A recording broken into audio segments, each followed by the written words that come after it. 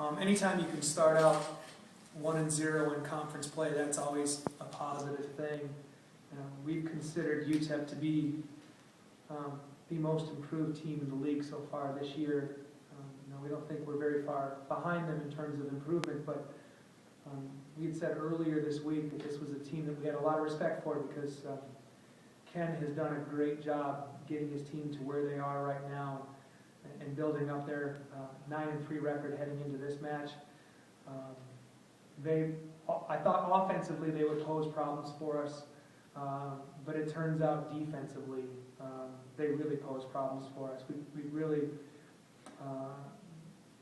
for us to really function at a high level, we've got to get Evie Avilde off and running, and I thought they did a good job of slowing her down. But I think fortunately what happened when they shut Avilde down was that it opened up the two middles. And the two middles really both had career nights, which is nice because we've been challenging the middles all week, saying we're not getting enough out of them, we really need more. And they stepped up big time tonight because without them this would have been this match would still be going on right now. So I thought they really did a nice job of stepping up. And I think UTEP's going to go on and they're going to have a great season. And I think they're going to be far better than they've been in the past. They've got all the horses to do it. Coach, you're talking about UTEP's defense. How about your own? You had 3 with double-digit digs. Talk about the effort by Meredith, Kayla, and Buxen.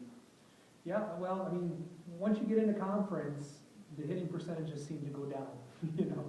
It's always that way, and I think it goes for both teams. And we held them well under their average, and they held us well under ours. But that's 2 teams that scouted each other. We've got a ton of film on each other. We're putting in a bunch of defensive and blocking schemes against each other, and really it just comes down to who can execute their scheme the best. Defensively, we hung in there and just took some insane shots from them and just popped the ball up and were able to transition and score. So it's a credit to our block, even though we didn't get the number of blocks we really wanted to. We were able to dig behind that block and still find ways to score with our dig to kill game. It seems like Angelica Crump continues to rise above in these matches. Talk about her continued success this year. Yeah, really, Jelly is a sophomore for us, but I think we struggled with, were we going to redshirt her that first year? And we did. And now looking back, it was the best decision we've made in this program since we've been here. She's a confident hitter. She's a versatile hitter. She can hit a variety of... we haven't even started to unleash her yet. We've really kept it pretty limited, and we're about to build on that here pretty soon. But there's a lot of things that she can do that people haven't seen yet and probably won't see until the right time. But right now, she's doing everything she can to keep this team afloat. And the nice news is that she doesn't have to do it alone. Hey, she does have help with Kayla Keller getting in there with a double-double. But talk about conference play. It gets tougher, but you've got 2 more home matches coming up next week. With SMU and Tulsa, how are you looking forward to those? Well, I be honest with you, I haven't even thought about either of them yet. We've got to get through this weekend first.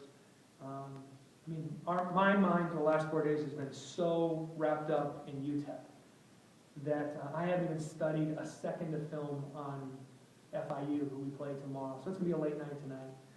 And we'll try to find our way through that match tomorrow, and then we'll start thinking about SMU and Tulsa. But I do know this. Tulsa's legit. They're getting votes as well. They're a top 25 team. They're just not in the top 25 right now. SMU still has a shot at winning the conference. They were probably the last team not picked for the NCAA tournament this year. So they are the class of the conference, and really the rest of us are just chasing them right now, trying to catch them. So, but there'll be plenty of time to worry about SMU and Tulsa. Right now, we've got to worry about FIU because that's who's next on the list. Coach, anything surprise you about tonight's match? Yeah, I was really surprised that we were able to keep their number 11, Jeannie Horton, in check. She's a fantastic player, all-conference level, and she's an all-American level athlete. We were really concerned about her, and we were able just to keep her in check and frustrate her a little bit. But man, she's one heck of a player, and she's going to go on to have a great year. On the flip side, Bridget Logan, for them. Their other outside hitter scored, I thought, at will. She had close to 300 against us, and I can't think of a single outside hitter that's hit 300 against us this year. So that was a bit frustrating to see her go off. But the one player that we were also really worried about was Estali Herrera, the young freshman from Mexico, Yes. who is just outstanding. And she's been tearing it up all year against some great teams. And I don't know, they just didn't have the connection, fortunately for us tonight. I'm not sure that we did a great job on her, but I guess we just did enough to break them out of their rhythm. And I think it's probably because of our serving. We served tough, it kept her out of the offense. Otherwise, I'm not sure we would have been able to keep her out of the offense. So, and I didn't know that we'd outdig them.